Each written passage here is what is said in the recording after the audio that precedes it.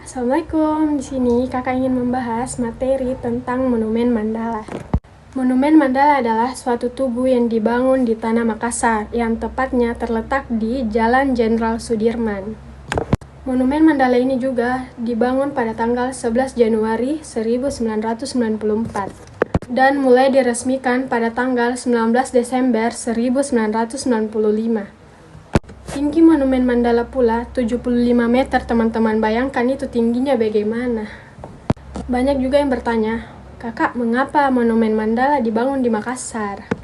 Karena Monumen Mandala menjadi markas pasukan pembebasan Irian Barat, teman-teman. Pergerakannya juga, teman-teman, dimulai dari Makassar, yang menjadikan pergerakan Monumen Mandala juga dimulai dari kota Makassar. Dan yang menjadikan kota ini sebagai lokasi pembangunan Monumen Mandala.